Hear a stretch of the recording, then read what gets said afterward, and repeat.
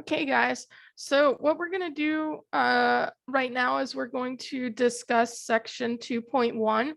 You can feel free to do the homework for 2.1 and quiz one, the quiz for week one if you would like for this weekend, or you can put it off to sometime during the week. But we are going to go ahead and do the Zoom recording lecture for section 2.1. And this lecture is actually not going to be that long, so I don't have a problem at all filling it in during this week, which makes me feel really happy about our timing. Okay, so what we're going to look at here is interpreting a line. That's one of our objectives. So actually, what I really just care about is this right here. Um, all I want you to take away from this is how to read a line. So when it's coming up like this, as if you would be walking up this hill, that is a positive slope. We'll get to slope in 2.2, but this is how you read this slope or how you read this graph. So what you care about is looking at each of these points. So what they're telling you here is in 2015, personal spending on medical care was about $2,716 billion, because you can see here that this is spending in billions of dollars, and here's your year. So it's kind of showing you how to use that coordinate plane. So it would just be like this point. If you were to write the point for this, the X's are on the bottom and the Y's are on the top. So you would do 2015 and then comma 2716, but you would know that this is in billions of dollars because you can read that part. So wow. But yeah, that is interpreting a line graph. Okay. All right. Plotting ordered pairs. So what I want you to pay attention to is here they tell you 3, 2, -5, 6, and 4, -1. Those are all ordered pairs. And if you pay attention to the second graph here, 3, 2 is found right here in the first quadrant. You go over to the right 3, and then you go up 2, and it's that point. -5, 6 is in this second quadrant. You go over to the left 5 units, and then you go up 6 units.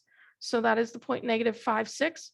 And then 4, -1 is going to be in quadrant 4 right here. So it's down 1 and then to the right 4. So typically you want to go with the X's first. Sometimes if the Y is a little bit like closer, so you saw there I went down and then over. It doesn't really matter as long as you remember which one is which, and that is that the X value is always first. It is always X comma Y. Okay. At some point in your algebraic career, you may end up doing something called an inverse function. And when you talk about inverse functions, the X's and the Y's flip-flop, but you don't have to worry about that right now. So some things to take away from figure 2 instead of looking at figure 3 are the point here, 0, 0. 0, 0 means 0y, 0x. That is called your origin. Okay. The Y, you always want to label your axes, but your axes here, x-axis, y-axis, and together they make the coordinate system. Okay. The coordinate system is not the only system. You will see that if you go further into trig and calculus, but again, for right now, this is what you need to know. Okay. Objective 3, find ordered pairs that satisfy a given equation.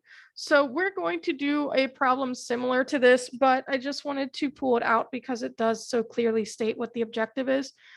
If you have an equation 2x plus 3y equals 6, and then they give you a point, they want to know if that point will be a solution on this line. So you have to plug in your X and your Y. So again, your X comes first and your Y is the output. It comes second. So 2x is the X is going to be replaced with the 6. and then the y is going to be replaced with the -2. So the question is, does 6 times 2 plus 3 times -2 equal 6? Well, that would be 12 minus 6, and that does equal 6. And so 6 and 6 is true. So the ordered pair x being 6 and y being -2 is true for this equation. So it is a solution. And that just means that if we were to graph that line, you would find the pair 6, -2 on that line. And we'll get to that later in chapter 2. Okay, so here's what we want to do for this problem. We want to plug in for the variable that they give us. So if we have x equals 0, we want to find the corresponding y. And then in the next statement, in the next point here, it says if y equals 0, then we want to find what the x is. And again, if x equals 4, what does y equal? And then what does x equal when y equals 2? Now you can choose to do a little table, however you want to do it. So like some people like to do this. Some people like to throw a third one on, typically in the middle. And they do the problem. So they'll do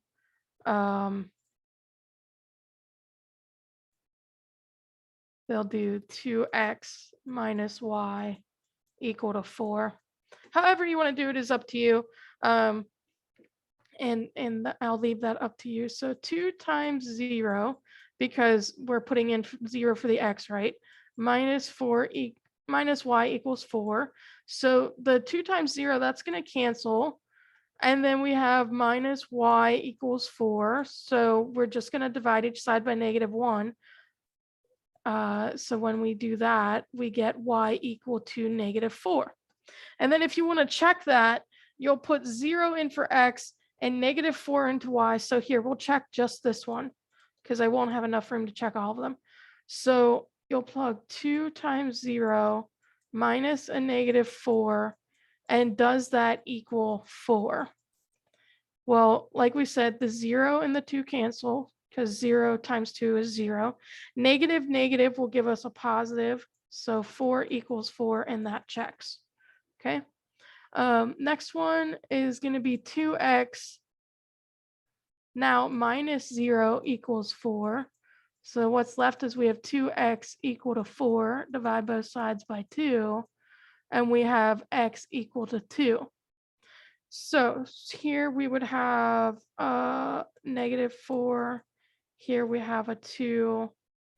And then if we plug in for 2 times 4 minus y equals 4, that would be 8 minus y equals 4. Subtract 8 on both sides. -y equals -4. Divide by -1. So here we have y equal to 4 as well. Okay. And then you could check that. You can check all of these. I don't have the room to check them all, but you are working on paper, so you will probably have the room. And then the last one is going to be 2x minus 2 equal to 4. We're going to add 2 to both sides. So 2x equals 6. Divide both sides by 2. And you get the x is 3. So the 4 points you should have here are 0, -4, 2, 0, 4, 4, and 3, 2. If that's a little bit cramped and messy for you guys, just shoot me an email and I can give you a copy of my teacher notes, which has it written out a little bit less scrunched together. Okay. This is just a definition here where we're talking about a linear equation in 2 variables. Remember, from section 1.1, we talked about a linear equation in 1 variable. Here we have 2, x and y. And see here, your textbook author was smart and they did throw in the c. They don't have a 0 here. That's very, very good. Also, we cannot have zeros for a and b here because if you did, that changes up the equation a little bit. When you see it like this, ax plus by equals c, this is something called standard form. What you're more used to is probably when you see it written like this, where you have y equals mx plus b. That is called slope intercept form, and it's a little bit different. And I believe we get to it in the next few sections. Okay. When graphing the equation of a line to find intercepts, you can do it like this. You let y equal 0, and then you solve, and you'll have the x-intercept. So here, you have some number comma 0, and that's the x-intercept. It's going to sit on the x-axis. And then to find the y-intercept, you let x equal 0 instead of y, and then you'll have 0 comma b. B, not to be confused with this b. Little b is always going to be your y-intercept, and it will sit on your y-axis. Okay. All right. So what we're going to do here is we're going to practice finding our x and y intercepts, and then we're going to graph the equation. So we want to set x equal to 0 to find the y-intercept, and we want to set y equal to 0 to find the x-intercept. So if x is 0, then we have 2y equal to 4, and we divide both sides by -2. Then y equals -2. So the x-intercept is 0, -2.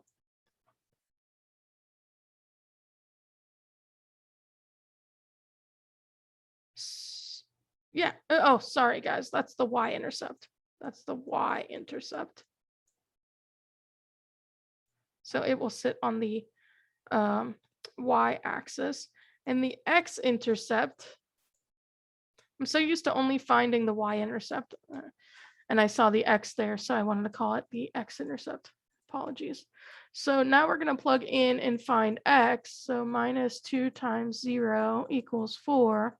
This one's a little bit easier. 2 times 0, -2 times 0 cancels. So we have x equal to 4. So we'll have 4 comma 0, and that's our x-intercept.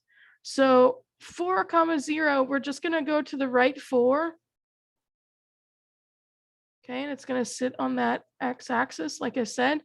And then the y-intercept is going to just be down 2, so down to -2. Now,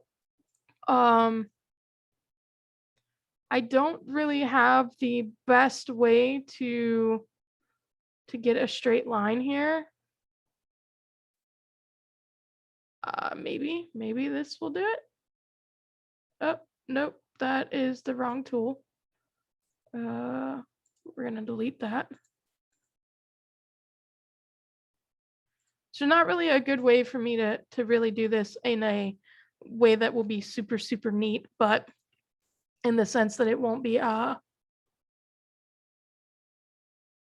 straight line. But there, I did my best. Okay, imagine that being a straight line. And then you would title it x minus 2y equals 4. Okay, you always want to label your line, no matter what form it's in, and you can kind of label your points at this point, no pun intended, if that would make you feel better. That way, like, I know what point you meant to do. So if the lines are a little bit hard to see, then I know that you meant those lines and not, those points and not another point. Okay, so for this next one, it just says to graph it. It doesn't really tell us how to graph it. So what we can do is we can follow the method that the textbooks uses, or you can choose, literally because it doesn't tell you how to do it, you can also choose to find your x and y intercepts. So whichever method you would like to do is fine with me. We may even end up discussing a third method later on in the course. So The method from the book is when you have a line in standard form like we do here, ax plus by equals some number, in this case c. When it equals 0, one of the points that you know you have is 0, 0. Excuse me. So we know that it's going to go through the origin. Okay, it's going to have a point through the origin. So normally what they like is, if you saw back here, it was kind of hard to draw my line through just 2 points. So sometimes they'll say that it's good to have 3 points. So what we're going to do is we're actually going to pick 2 other x values. So I'm going to pick x equals -3 and x equals 3.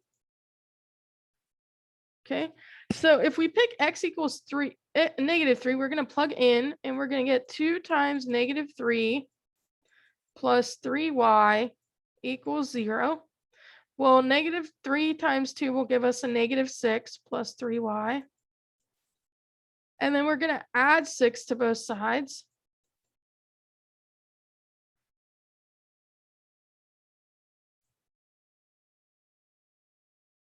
So then we're going to have another point, and it's going to be -3, 2. Okay. And then if we do another one, we're going to do 2 times 3 plus 3y equals 0. We knew before it was a -6. Now we're going to have a +6. Yep, 0. And we'll subtract 6 on both sides.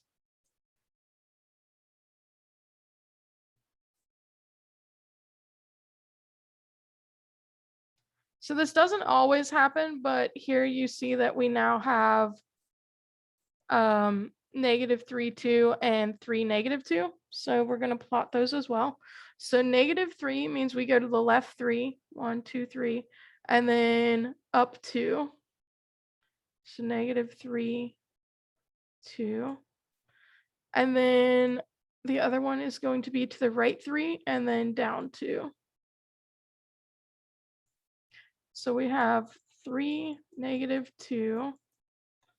We have -3, 2. And then we also have the point 0, 0, or the origin. And we're just going to connect these.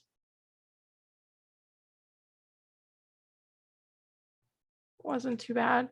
And then again, you want to label it. So 2x plus 3y equals 0.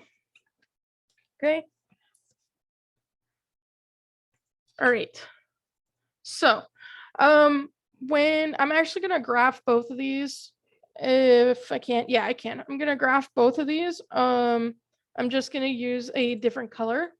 So when you have y equals a number, that is going to be a horizontal line. So your first thing you're going to do is you're going to literally follow what it says. It says y equals -2. So if y equals -2, you're going to come down to y, the y-axis, and -2, and literally just draw a straight line across. So that is y equals -2. All right, you just go to what it says and draw a line across.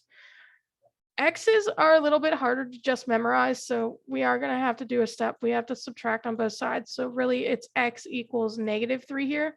So again, you go to what it says. So x equals -3. And then you're going to have a vertical line. And that should have definitely been straight, but that's why I'm on a computer and you guys are doing it by paper.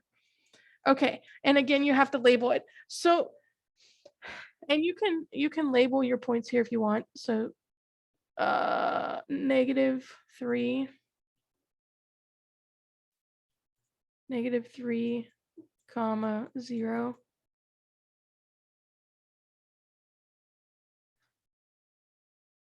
And then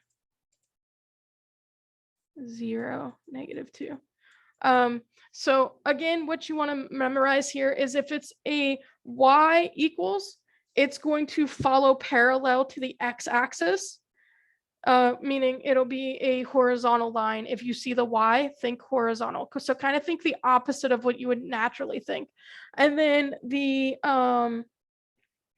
X value, X equals, you want to think parallel to the Y axis. So up and down. So X up and down, Y horizontal, left to right. Okay, so the last example for 2.1 is midpoint. To find midpoint, we're going to add the x's together and the y's together and divide by 2. So that's all we have to do. So if we're given 2, -5, that's x and y, and then -4, 7. It doesn't really matter what you want to be x1 or x2 as long as you keep them the same going forward. So if we want x1 to be 2, then y1 has to be -5. So let's do 2 plus a -4 over 2. And then, so now we have to have the same y go first. So -5 plus 7 over 2. So then if we simplify here, 2 plus -4 will give us a -2, and -5 plus 7 will give us +2. So then -2 divided by -2 will give us a -1, and 2 divided by 2 will give us a +1. So the midpoint for these 2 points is -1, 1. And if you graph those 2 points on a coordinate plane, if you went to 2, -5 and -4, 7, and then you went to -1, 1, you would see that they fall on the same line and that they're pretty equidistant. In fact, they are exactly equidistant between this midpoint. And that's it. That's it for 2.1. So if you guys want to do the homework for 2.1 and the quiz for week 1, you now have the ability to do that, and you have basically 48 hours if you wish to do that. If you want to wait until next week, I totally understand that. And I will have more videos for you next week. All right, thanks guys for your patience, and I'll see you this week in class. Bye.